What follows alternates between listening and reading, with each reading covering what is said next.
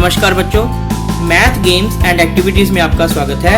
आज हम कक्षा 10 एक्सरसाइज 1.2 का प्रश्न नंबर 3 करेंगे, जो है अभाज्य गुणनखंडन विधि द्वारा निम्न पूर्णांकों के एचसीएफ और एलसीएम ज्ञात कीजिए। आप प्रश्न 2 में एचसीएफ एलसीएम निकाल कर देख चुके हैं, हम एक बार दोबारा देख रहे हैं। हमारे पास तीन संख्याएं हैं 12, 15 और 21। 12 के लिए देखिए 2 छिके 12, 2 तिया 6 और 3 एकम 3। ये इसका भाज्य गुणनखंडन हो गया 12 का। 2 गुना 2 गुना 3 गुना 1, 2 गुना 2 गुना 3 गुना 1। इसी प्रकार से 15 है 3 5 15 और 5 एकम 5, तो 15 का भाज्य गुणनखंडन होगा 3 गुना 5 गुना 1। ठीक है। 21 के लिए 3 7 21 और 7 एकम 7। ये तो शायद आपको आता होगा, इसलिए मैं इसको ज्यादा डिटेल में नहीं समझाऊंगा। तो 21 का भाज्य गुणनखंड हो गया 3 गुना 7 गुना 1। अब हमने पहले भी सीखा था सेकंड क्वेश्चन में, हम फिर से देखते हैं। हमने निकालना है इनका एचसीएफ। पहले एचसीएफ के लिए सबसे पहले हम क्या करेंगे, इसमें कॉमन फैक्टर देखेंगे।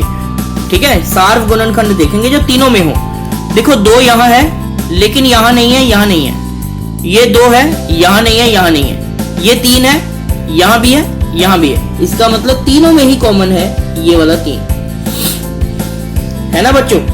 इसके अलावा एक यहां भी है, एक यहां भी है, एक यहां भी है। देखो यहां 5 है लेकिन ऊपर वाली लाइन में नहीं है, नीचे नहीं है। यहां 7 है लेकिन वो यहां नहीं है, यहां नहीं है। इसका मतलब 12, 15 और 21 में जो सार्व गुणनखंड है वो 2 ही है, एक 3 और एक 1।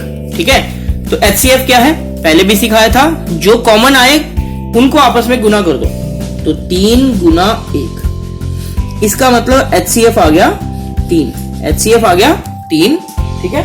अगर आप चाहें तो इसको दोबारा लिख दो, एचसीएफ बराबर 3। इसके बाद हमने निकालना है एलसीएम, और मैंने आपको एलसीएम के लिए क्या बताया था बच्चों, जो कॉमन है उनको पहले लिख दो। कॉमन देखो हमें दिख रहा है 3 गुना 1। इसके बाद जितने बाकी गुणनखंड बच गए वो सारे लिख दो। देखो यहां है 2 गुना 2, ये भी यहां आ जाएगा 2 गुना 2। इसी के साथ यहां है 5, ये 5 भी आ जाएगा। इसके साथ ही यहां है 7, ये 7 भी आ जाएगा। देखो 3 1 लिख चुके, 2 गुना 2 यहां से, गुना 5 यहां से, गुना 7 यहां से। 2 गुना 2 गुना 5 गुना 7। अब इसको अब यदि हम हल कर देंगे तो ये आपका आ जाएगा एलसीएम। ठीक है, इसको हल करके देखते हैं। मैं इसको देखो हल करने के लिए 3 एकम 3 दूनी 6 दूनी 12 5 60 ऐसे नहीं करता। 60 इंटू 7 420 आ जाएगा, लेकिन इसको थोड़ा आसान करने के लिए देखो ऐसे कर देते हैं। यह है 5 दूनी 10, 10 का मतलब 1 0। बाकी क्या बच गया, 3 एकम 3, 3 दूनी 6, ये तो हमने कर दिया। 6 गुना 7 42, तो ये 42 इसके साथ लिख दो। 420, वैसे भी 3 एकम 3 दूनी 6 दूनी 12 5 60, 60 गुना 7 होगा 420।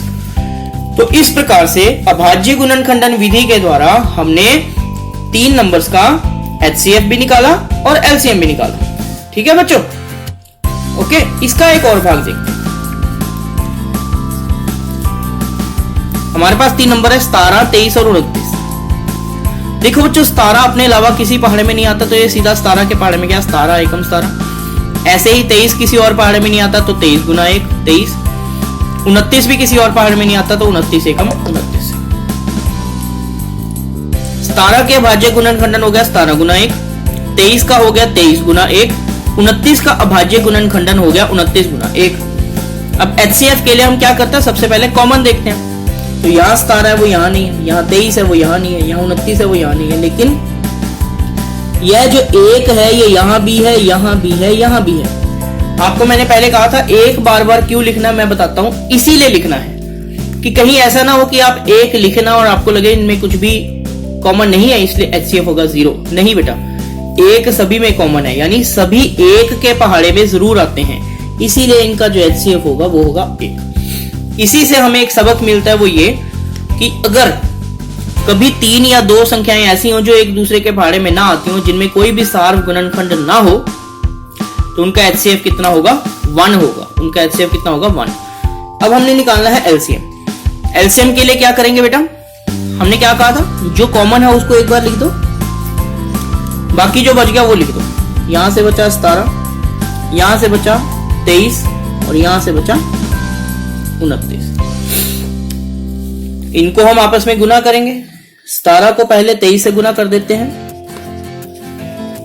3 7 21, हासिल आया 2, 3 एकम 3 और 2 5, 17 दूनी होता है 34, 1 5 और 4 9 और यहां से आया 3, 391। इसको 29 से गुना कर देते हैं।